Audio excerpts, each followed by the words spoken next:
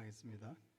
형제들아, 너희가 자유를 위하여 부르심을 입었으나 그러나 그 자유로 육체의 기회를 삼지 말고 오직 사랑으로 서로 종노릇하라.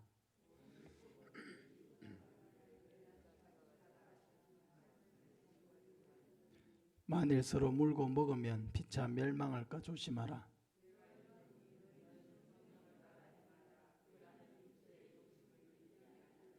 성령의 소욕은 육체의 소욕은 성령을 거스르고 성령은 육체를 거스르나니 이 둘이 서로 대적함으로 너희가 원하는 것을 하지 못하게 하려 함이니라.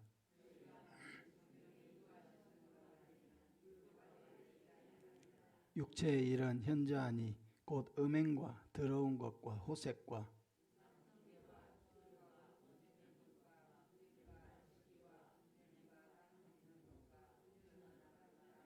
투기와 술취함과 방탕함과 또 그와 같은 것들이라. 전에 너희에게 경계한 것 같이 경계하노니 이런 일을 하는 자들은 하나님의 나라를 유업으로 받지 못할 것이요. 아멘. 성령을 따라 행하십시오 하는 제목으로 말씀을 전하겠습니다. 사도 바울이 갈라디아서를 통해서 계속 강조해온 두 가지가 있었습니다. 하나는 자신의 사도권을 인정하지 않는 사람들에게 나의 사도권이 사람에게서 말미암은 것이 아니고 하나님께서 나를 사도로 부르신 것이다. 예수님이 나를 사도로 불러서 파송한 것이다 하는 자기의 사도권의 신적 그런 기원에 대해서 말했습니다. 자신의 사도권을 주장한 이유는 분명합니다. 그것은 자신이 전한 복음을 사수하기 위한 것입니다. 사도권이 무너지면은 바울이 전했던 그 모든 복음의 권위도 함께 상실되는 것입니다. 그래서 복음의 권위를 지켜내기 위해서 자신의 사도권을 끝까지 또 주장한 것이고 또 그 주장은 그냥 억지가 아니라 사실 그대로입니다. 또 다른 하나는 유대 율법주의자들이 전한 그 잘못된 복음, 갈라디아서에서 다른 복음이라고 말한 그 잘못된 복음에 대해서 이야기를 했는데 믿음으로 구원을 받는다. 예수 그리스도를 믿음으로 구원을 받는다라고 복음을 전했는데 유대 율법주의자들은 어떻게 했습니까? 믿음만으로는 안 되고 너희가 모세의 율법도 지켜야 구원을 받는다. 믿음 플러스 알파, 행위가 있어야 한다. 그렇게 이야기를 한 것이죠. 이것이 왜 잘못입니까?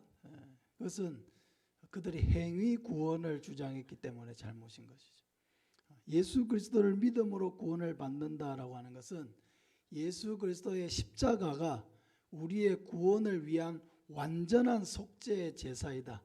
그것으로 충분하다 하는 것을 말하는 것인데 믿음만으로는 안 되고 율법을 지켜야 된다 이렇게 하니까 그것은 예수 그리스도의 십자가 사역을 불충분한 것으로 만드는 것입니다.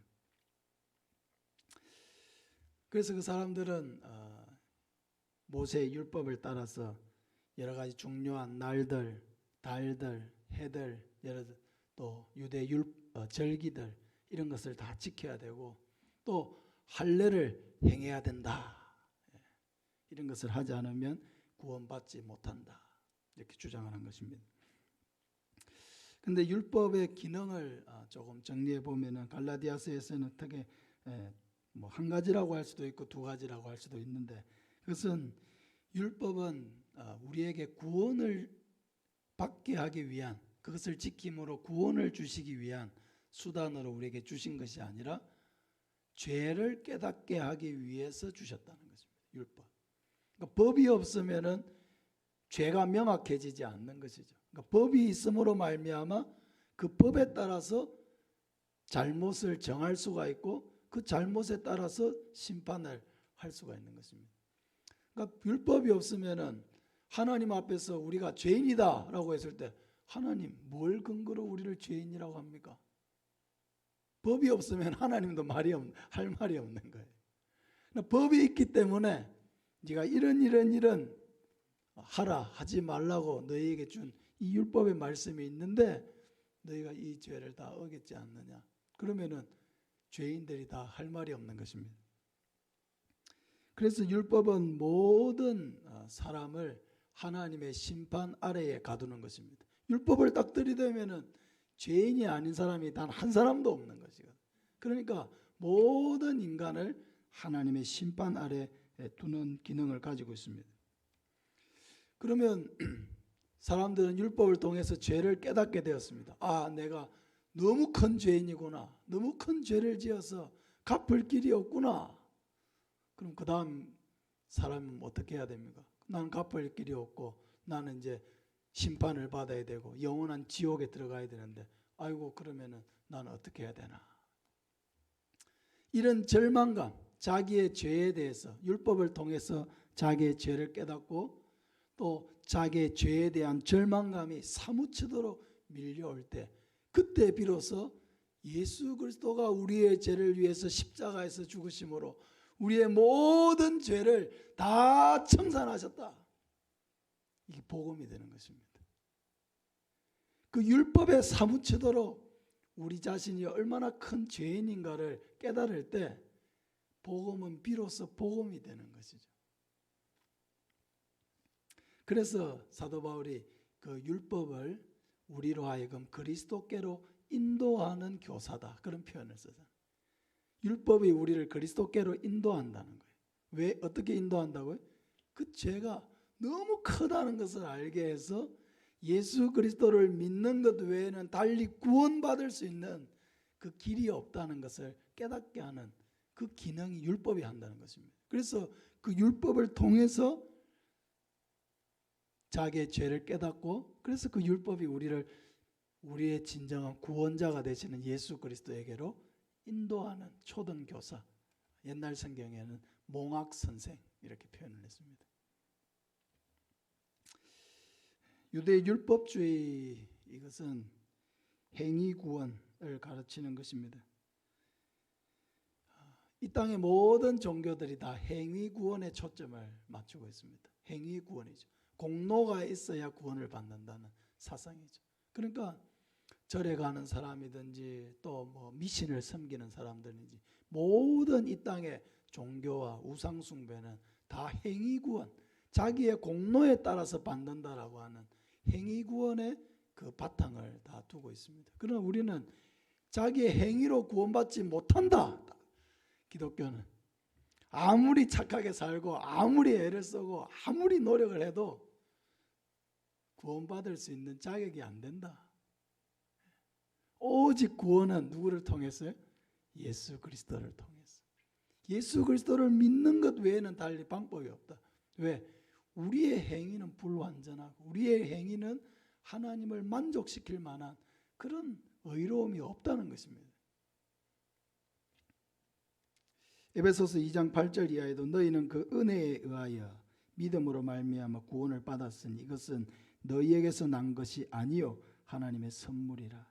행위에서 난 것이 아니니 이는 누구든지 자랑하지 못하게 함이라.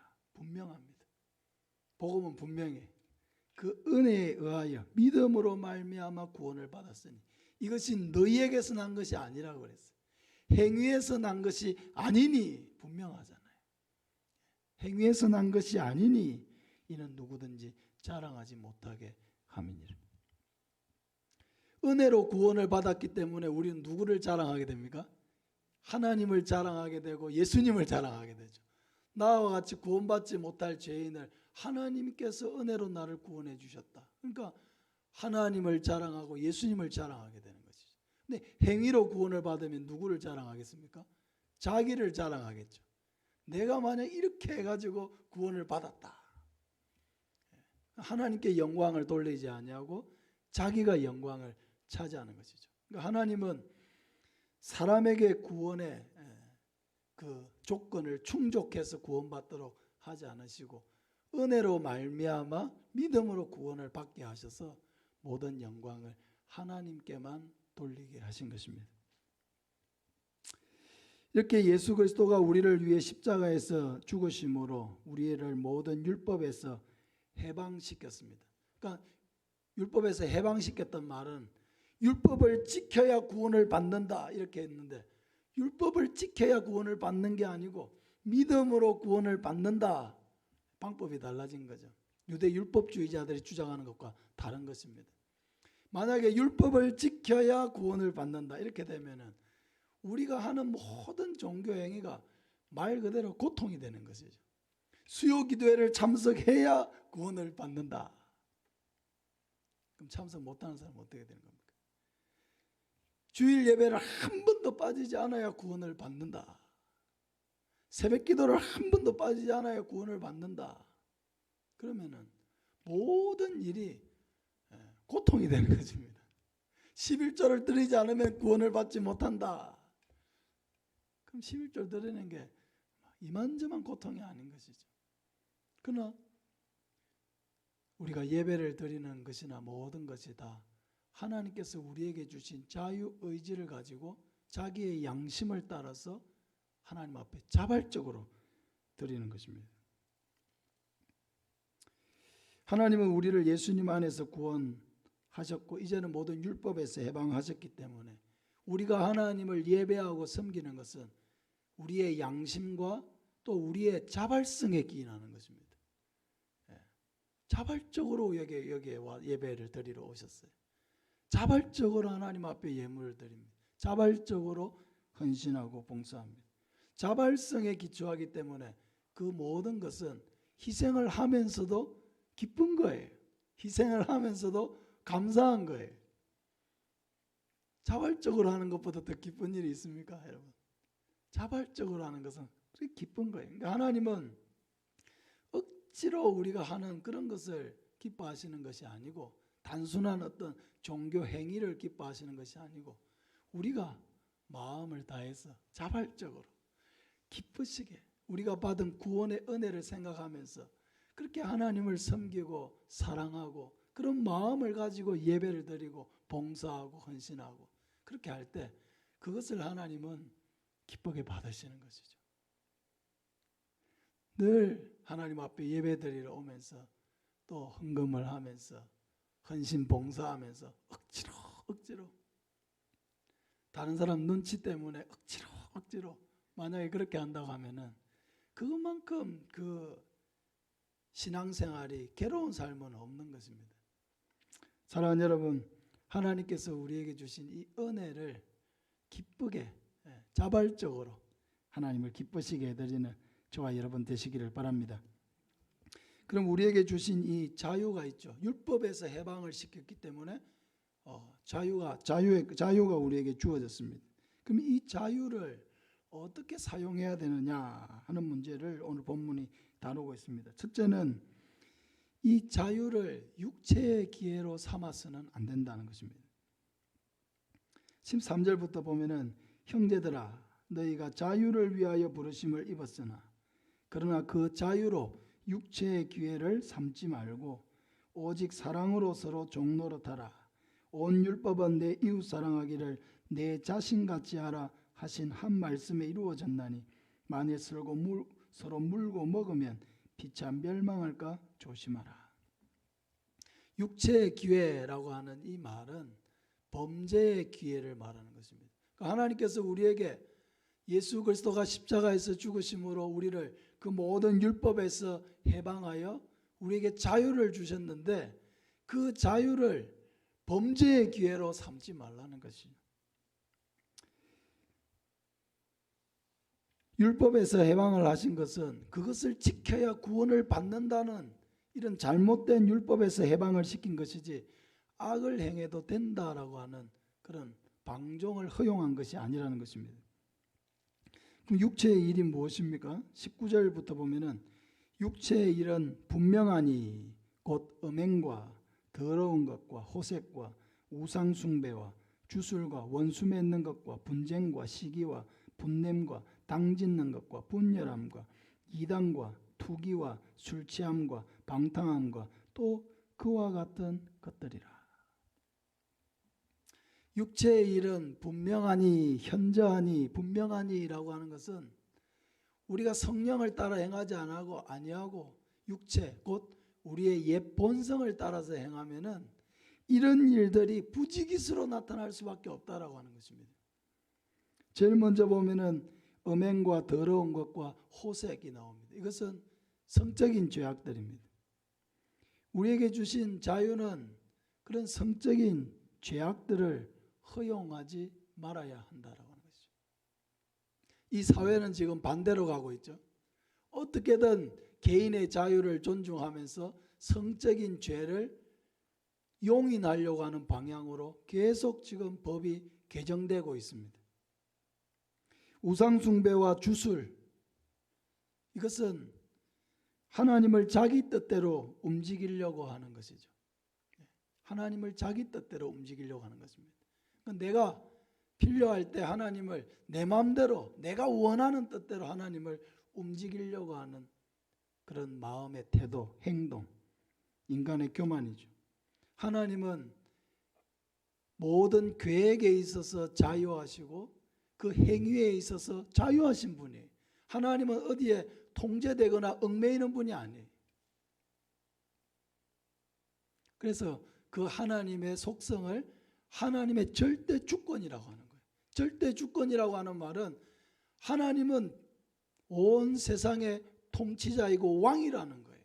왕은 그 결정에 있어서 스스로 판단하고 스스로 행동하고 스스로 말하고 행하시는 것이지 어디에 얽매여 가지고 아이고 저 사람 때문에 내가 이렇게 못하겠다. 저 사람 때문에 이렇게 못하겠다. 하나님은 그렇게 하시는 분이 아니라는 것입니다. 하나님을 자기 마음대로 움직이려고 하는 것은 인간의 교만이죠. 하나님이 우리의 기도를 들어주시는 것은 우리를 사랑하시기 때문에 그렇게 하시는 거예요. 사랑하시기 때문에. 하나님의 사랑을 이용하려고 하면 안 돼요. 자기 뜻대로. 전혀 하나님의 뜻과는 맞지도 아니하고 하나님의 뜻인지 아닌지 생각도 해보지 아니하고 무조건 자기가 원하는 대로 해주십시오. 해주십시오. 해주십시오. 여러분 기도는 해주십시오에서 어떻게 나아가야 됩니까? 하나님의 뜻대로 내가 그렇게 하겠습니다 하는 쪽으로 나아가야 돼요. 해주십시오 하는 기도는 연약한 기도입니다. 어린 아이의 기도입니다. 성숙한 기도는 하나님의 뜻을 따라서 내가 어떻게 순종할 것인지를 깨닫고 그 뜻에 내 모든 인간적인 육체의 자아, 육체의 소욕, 내가 원하는 것을 내려놓고 하나님의 뜻에 온전히 순종하는 삶을 살기를 원합니다. 도저히 내려놓고 싶지 않은 것도 하나님이 그걸 원하시면 내려놓겠습니다. 끊고 싶지 않은 관계도 하나님이 원하시면 이 관계를 정리하겠습니다. 그게 기도입니다. 예수님의 기도죠. 겟세마네 동산의 예수님의 기도입니다. 원수 맺는 것, 분쟁, 시기, 분냄이 나옵니다. 관계를 깨뜨리는 죄악들입니다. 관계를 풀어보려고 하지 아니하고 계속 적대 관계를 유지하고 발전시키는 것입니다. 적대 관계 속에서 살면 어떻습니까, 여러분? 늘 긴장하게 되죠. 누군가와 적대 관계 속에 있어요. 그러면은 긴장하는 거예요. 우리 북한이라고 하는 적이 있으니까 늘 어떻게 합니까? 우리는 마음을 놓지 못하죠. 긴장해야 되죠. 언제 쳐들어올지 모르니까 긴장해야 됩니다. 일본이라고 하는 저 큰 나라가 호시탐탐 독도도 빼앗아 가려고 하고 어떻게든 막 도와주려고 하는 게 아니라 어떻게든 우리의 길에 장애물을 놓아보려고 일본이 지금 위기감을 느끼고 있거든요. 한국이 더 앞설 것 같으니까 지금 위기감을 느껴가지고 브레이크를 자꾸 거는 겁니다. 그러니까 긴장할 수밖에 없어요. 언제 또 어떤 걸 가지고 시비를 걸지 모르니까 긴장을 하는 것이죠. 중국이라는 큰 나라가 있잖아요. 우리 옆에. 그러니까 저 큰 나라가 횡포를 부려도 우리가 말을 제대로 잘 못해요. 얼마나 많은 횡포를 부렸습니까? 코로나 사태가 딱 터졌을 때 자기 중국 사람들 입국을 금지하지 말라고 딱 하니까 금지를 못 시켰거든요, 우리는. 근데 우리나라에서 확진자가 확 나오니까 어떻겠습니까? 중국에서 우리나라 입국자를 금지시켰거든요. 불평등 외교를 한 거죠. 그러나 할 말을 다 할 수가 없어요. 미국이라는 큰 나라가 있으니까 우리가 동맹의 도움을 받아서 그런 핵 우산 밑에서 우리의 안전을 보장받으려고 하니까 할 말을 다 못합니다. 그러니까 우리나라가 살아가는 일이 힘든 일이에요. 우리나라에서는 대통령을 하는 일도 힘들고 외교부 장관을 하는 일도 힘든 일입니다. 그 틈바구니 속에서 살아나가려고 하니까 눈치 봐야 될 때가 한 군데가 아니에요. 이런 적대감 속에서 사니까 늘 우리는 긴장의 연속입니다. 그러나 그 긴장 속에서 우리는 이렇게 하나님의 은혜로 발전해 왔다는 것이 놀라운 것입니다. 어쨌든 우리가 함께 예배 드리는 사람과 적대 관계 속에 있다 생각해 보세요. 내가 여기에 같이 예배를 드려요. 근데 이 중에 단 한 명이라도 나와 적대 관계 속에 있다. 그러면 여러분, 거기에 은혜를 다 빼앗기는 것입니다. 은혜의 물꼬가 막히는 것이죠. 긴장하게 되는 것입니다. 서로 피하게 되는 것이죠. 적대하니까 당연히 분쟁하게 되는 것이죠. 서로 좋지 않은 관계 속에 있으니까 잘 되는 게 나에게는 별로 좋은 일이 아닌 거예요. 잘못됐다 이래야 내 마음이 편안해지고 좋은 것이. 그게 적대 관계잖아요. 일본에 우린 그렇게 하면 안 되는데 사실은 그 선교사님도 많이 가 계시고 어떻게든 그 사람들 구원해 보려고 이렇게 해야 되는데 태풍이 일어났다, 지진이 일어났다 이러면서 아이고 안 됐다 하면서도 꽃이다 이러면서 우리한테 그렇게 힘들게 하는 게 꽃이다. 그런 마음 먹으면 안 되는데도 우리가 하도 당한 게 많으니까 그런 마음이 생기는 것입니다. 이런 깨어진 관계를 풀어보려고 하지 아니하고 그런 적대하고 분쟁하고 다투고 하는 그런 것은 항상 사탄이 우리에게 틈탈 수 있는 그런 길을 제공하는 것입니다. 사탄이 늘 우리에게 틈타고 우리의 마음에 분노를 조장하고 시기를 조장하고 악한 감정을 조장하고 그렇게 해서 우리가 얻는 것이 무엇입니까? 얻는 건 아무것도 없는 거예요. 은혜는 다 빼앗기고 좋지 않은 감정들만 우리 안에 남게 되는 것입니다. 사탄을 기쁘게 하는 것입니다. 이단과 투기는 이기적인 것과 관련이 있습니다. 여기서 말하는 이단은 자신들의 입장만을 고집하면서 분쟁과 다툼을 일삼는 행위를 말합니다. 여기 투기는 다른 사람이 갖고 있는 소유나 지위를 빼앗고자 하는 행동입니다. 지금은 법이 많이 강화되고 경찰력이 좋으니까 함부로 이런 행위를 못하죠. 그러나 경찰력이 약하고 정부의 통제력이 약한 나라들은 어떻습니까? 힘 있는 사람이 그냥 그 동네 짱이 되는 것입니다. 아무도 그 사람이 악한 행동을 해도 아무도 그것을 제지할 수 있는 일이 없는 거죠. 악한 사람들이 통치하는 그런 곳은 다 정글이 되는 것입니다. 힘센 사람이 제일 강자가 되고 나머지는 다 그 종이 되어야 하는 것입니다. 술 취함은 지나친 폭음을 의미합니다. 방탕은 술에 취해서 마구 떠들고 무절제하게 행동하는 것을 의미합니다. 여러분, 우리 육체, 사탄이 우리 안에서 조장하는 우리의 삶들이 이런 거예요. 성적인 죄에 방종하면서 살게 만드는 거예요. 관계들을 깨뜨리고 다른 사람들에게 함부로 말하고 행동하게 하는 것들이에요. 다른 사람의 물건을 빼앗는 거예요. 그들의 지위를 빼앗는 거예요. 잘 되는 것을 못 보고 시기하는 거예요. 사탄이 우리 안에서 조장하는 일들은 다 이런 일들입니다.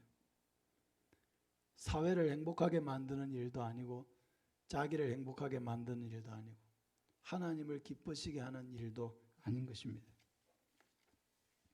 이런 행동들은 노력할 필요가 없는 거예요. 자기 본성을 따라서 하고 싶은 대로 말하고 하고 싶은 대로 행동하고 하고 싶은 대로 하면은 이런 모든 삶들이 다 나타나게 되는 거예요. 그러니까 육체의 일은 분명하니 그렇잖아요.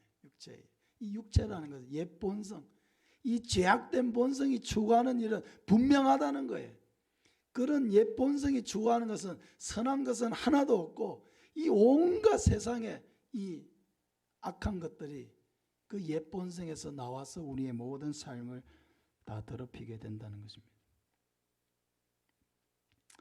중요한 것은 이제는 우리가 이 삶을 허용해서는 안 된다는 거죠. 예수를 믿지 않을 때는 뭐가 기준인지도 모르고 우리 안에 하나님의 율법도 없었으니까 그냥 사람들의 눈만 적당하게 가리면은 이렇게 살든 저렇게 살든 아무도 시비 걸지 않았습니다. 그러나 이제는 다르다는 거죠. 성령이 우리 안에 내주하시고 옛 본성이 악한 일을 옛 본성을 따라서 행하려고 하면은 성령이 가만두십니까? 가만 안 두죠. 하지 못하게 합니다. 안 돼! 안 돼! 하고 우리 안에서 양심을 찌르십니다. 고함을 지르십니다. 아무리 고함을 질러도 악을 행할 때가 있죠. 성령의 음성을 외면할 때가 있죠. 그러나 그렇게 해서는 안 된다는 것입니다. 사랑하는 여러분, 성령의 음성에 민감하시길 바랍니다. 이게 신앙생활이에요. 성령을 외면하고는 신앙생활이 되지 않는 것입니다. 성령을 외면하면 어떻게 돼요? 옛 본성이 원하는 일들만 하고 살게 되는 거예요. 성령에 민감해야 합니다. 성령이 고함치는 소리에 민감해야 합니다. 성령이 나의 악행으로 인하여서 탄식하는 소리에 민감해야 합니다. 가던 길을 멈추어야 합니다. 하던 말을 멈추어야 합니다. 이것이 죄인가 죄가 아닌가 고민이 되면은 이렇게 질문해 보면 됩니다. 내가 이것을 하면 하나님이 기뻐하시겠느냐, 기뻐하지 않으시겠느냐, 그렇게 질문하면 되는 거예요. 그러면은 내가 이것을 해야 될 것이냐 말아야 될 것이냐 하는 것이 분명해지는 것입니다. 하나님은 우리가 자유를 가지고 함께 살아가는 사람들에게 더 이상 죄 짓지 말고 오히려 그들을 사랑하고 행복하게 해주는 그런 사람이 되기를 원하시는 것입니다. 내가 살아가는 삶이 나와 더불어 살아가는 우리의 가족들과 우리의 이웃들에게 폐를 끼치는 삶이 아니라 행복을 주는 인생이 되기를 원하신다는 것입니다. 항상 우리 안에 도사리는 이 육체의 소욕을 경계하시기를 바랍니다. 성령에 민감한 성도들이 되시기를 바랍니다. 둘째로 자유를 가지고 육체의 소욕이 아닌 성령을 따라서 행하라고 말씀합니다. 16절부터 보면 내가 이르노니 너희는 성령을 따라 행하라. 그리하면 육체의 욕심을 이루지 아니하리라. 육체의 소욕은 성령을 거스르고 성령은 육체를 거스르니 이 둘이 서로 대적함으로 너희가 원하는 것을 하지 못하게 하려 함이니라. 너희가 만일 성령의 인도하시는 바가 되면 율법 아래에 있지 아니하리라. 그러니까 성령의 소욕, 육체의 소욕은 서로 반대되는 것이고 싸우는 것입니다. 성령은 어떻게 인도하겠습니까? 우리를 하나님의 말씀에 순종하고 하나님을 기쁘시게 하는 삶으로 우리를 인도하는 거예요. 우리의 성품을 하나님을 닮은 사람으로 만들어 가시는 거예요. 그게 성령이 하시는 일입니다. 사탄은요, 성령의 음성을 무시하고 옛 본성을 따라서 계속 악하고 더러운 짓을 하면서 살도록 우리를 그렇게 이끌어가는 것입니다. 우리의 영혼을 파괴하는 길로 인도해 가는 것입니다.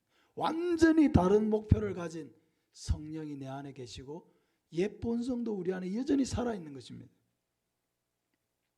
그러니까 날마다 싸우는 것이죠.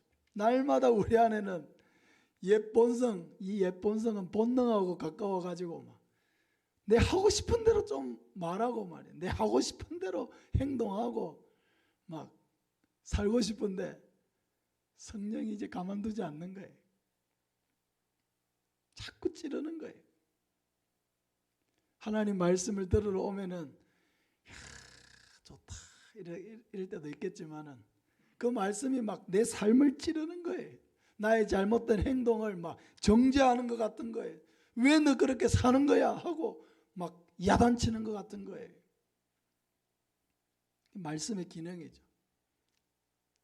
하나님의 말씀 교훈과 책망과 바르게 함과 의로 교육하기에 유익하니까 그 말씀이 우리를 가르치기도 하고 교육하기도 하고 또 책망하기도 하고 바른 길이 뭔지를 가르쳐 주기도 하고 하니까 때로는 위로도 받고 힘도 얻지만 때로는 책망하시는 음성도 듣게 되는 것은 어쩔 수 없는 것입니다.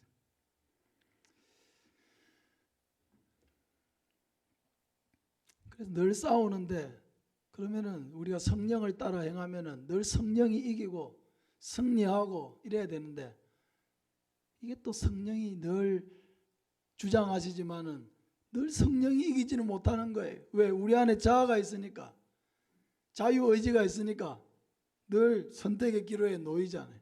성령을 따라갈 것인지 내 육체의 소욕을 따라서 내 마음대로 행할 것인지 내 안에 자유의지가 있으니까 선택의 기로에 항상 놓이는 거예요.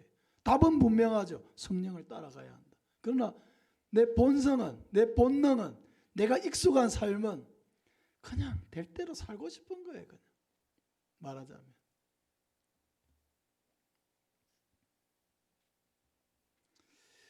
그럼 성령을 따라 행하려면 어떻게 해야 됩니까? 성령이 충만해야 되겠죠. 성령이 충만해서 내 안에 어떤 제약된 삶보다도 하나님이 원하시고 기뻐하는 삶을 하고 싶은 그런 열망이 내 안에 충만해야 됩니다. 그게 성령 충만이죠. 성령 충만하려면 어떻게 해야 됩니까? 은혜의 자리를 사모해야 되는 거예요. 예배 자리를 사모해야 되는 거예요. 말씀 듣는 자리를 사모해야 되는 거예요. 기도하는 자리를 사모해야 되는 거예요. 은혜로운 자들과 가까이 해야 되는 거예요. 한마디를 나누고 해도 뭔가 내가 배울 수 있고 은혜 받을 수 있는 사람들과 더 가까이 다가서야 되는 거예요. 다니엘 기도회를 하고 계신 분이 얼마나 계신지 모르겠습니다. 여러분, 저도 다니엘 기도회는 이제 이번에 처음 참여를 해보는 겁니다. 그 다니엘 기도에 나왔던 간증은 제가 많이 수시로 듣지만은 그러나 정식으로 다니엘 기도를 참여해보는 것은 이번이 처음입니다. 꼭 해보시기 바랍니다. 스마트폰의 데이터가 여러분 조금 어떨지 모르겠네. 이렇게 데이터가 조금 용량이 좀 풍성하다면은 집에서도 얼마든지 스마트폰으로 이렇게 하실 수가 있습니다. 와이파이가 있는 곳은 좋고요. 또 교회에서 오면은 교육관에서 또 와이파이가 다 되니까 무료로 하실 수 있습니다. 월요일에는 말레이시아 선교사님 나오셔서 그 오지에서 참 원주민들에게 복음 전하면서 있었던 많은 일들에 대해서 말씀을 해주셨고 어제 나온 한 자매는 현재 항암을 86차까지 받은 사람이더라고요. 처음 병원에 갔을 때 제일 처음 들었던 말이 너무 늦게 왔습니다. 아무 치료할 수 있는 방법이 없습니다. 의사가 자기에게 하는 말이 갔는데 이미 암이 장기뿐만 아니라 뼈에까지 전이가 되어서 병원에서는 도무지 손을 쓸 수가 없는 상황 가운데 갔다는 거죠. 근데 참 놀라운 것은 도무지 하나님을 찬양할 수 없는 그 상황인데 암이야말로 하나님께서 나에게 주신 선물이라고 고백을 하더라고요. 이 사람이 그 암을 통해서 예수를 믿게 됐습니다. 그전에는 전도를 받아도 늘 거부하고 미쳤다고 얘기하고 나 같은 사람은 예수 안 믿는다고 얘기하고 그렇게 했는데 딱 그 선고를 받고 나니까 누군가가 자기에게 전도했던 말이 딱 떠올랐다는 거예요. 예수 믿지 않으면 지옥 간다. 처음에 그 말을 들었을 땐 기분이 너무 상해가지고 그런 식으로 요새 전도하는 사람이 어딨냐면서 막 몰아붙였다는 거예요. 그런데 자기가 정작 이제 죽음이라고 하는 것을 맞닿았을 때는 그 말이 그렇게 깊이 사무치더라는 거예요. 그래서 그렇게 책을 읽다가 말씀을 이제 보게 되고 예수를 믿게 됐어요. 성도들이 자기를 위해서 자기를 전도했던 그 사람이 그 교회에 한 1000여 명 정도 되는 교회, 큰 교회였던 것 같은데 상황을 얘기하고 이렇게 자기를 위해서 중보 기도를 해주었는데 그 중보 기도를 해주니까 그때부터 나타났던 그 모든 부작용이 그 부작용이 탁 사라지더라는 거예요.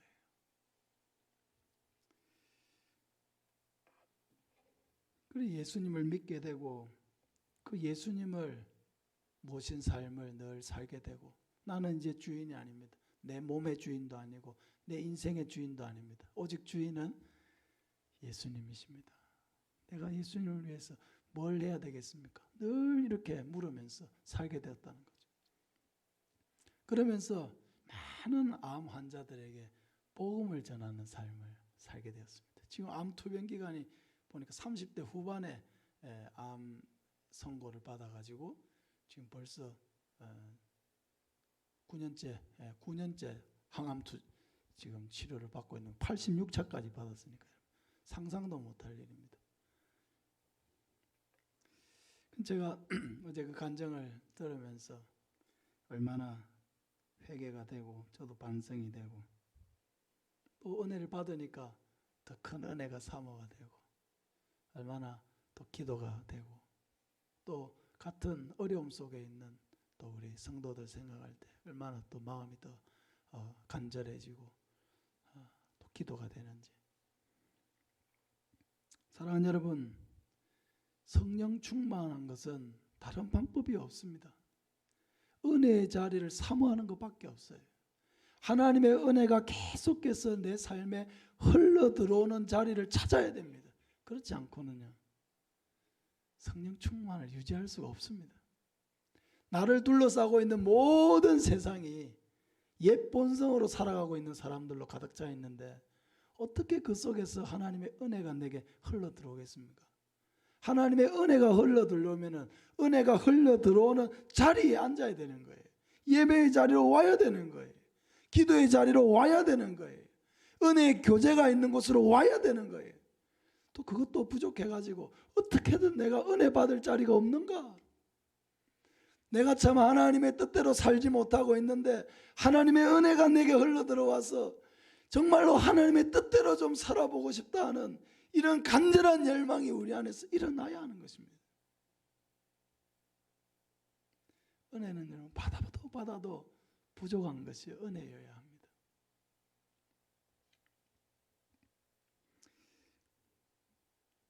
다른 방법이 없습니다. 나는 은혜 받지 않아도 하나님의 뜻대로 잘 살 수 있다.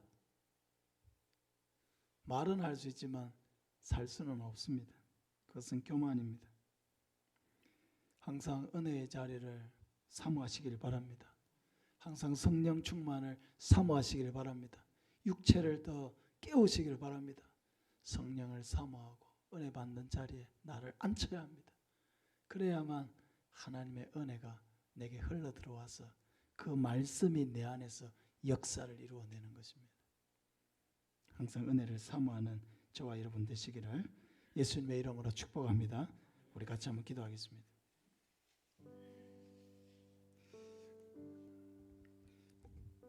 우리는 하나님께서 우리에게 뭘 강제로 뭘 하라고 하지 않으십니다. 우리에게는 자발성이라고 하는 게 열려 있어요. 무엇을 하든